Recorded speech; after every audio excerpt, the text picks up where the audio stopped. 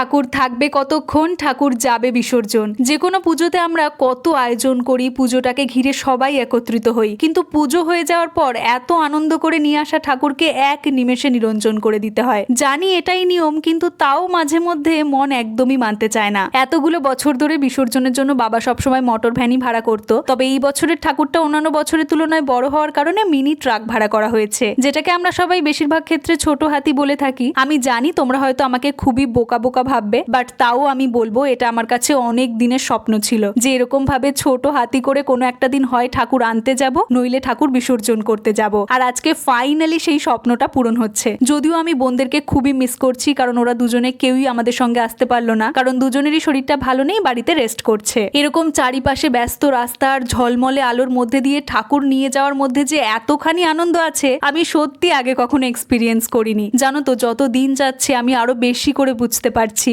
জীবনে ছোট ছোট জিনিসের মধ্যে অনেক আনন্দ থাকে, শুধু সেটাকে উপভোগ করতে শিখতে হবে, তাহলেই জীবন সুন্দর। গঙ্গার ঘাটে চলে এসেছি, তবে এখনই বিসর্জন হবে না, জীবন কাকুর জন্য আমরা সবাই অপেক্ষা করছি। লাস্ট কবে পাপড়ি চাট খেয়েছি সত্যিই মনে পড়ছে না, তবে এখানে একটা দোকান থেকে পাপড়ি চাট খেলাম, এত সুন্দর বানিয়েছে কি বলবো তোমাদেরকে। ফাইনালি জীবন কাকু আসার পর আমাদের ঠাকুর বিসর্জনের জন্য এগিয়ে যাচ্ছে। মনটা খারাপ করছে, তবে এটা ভেবে মনকে সান্ত্বনা দিচ্ছি যে আসছে বছর আবার হবে। চলো আমরা এখন বাড়ি ফিরি, দেখা হচ্ছে তোমাদের সঙ্গে পরের ব্লগে। বাই।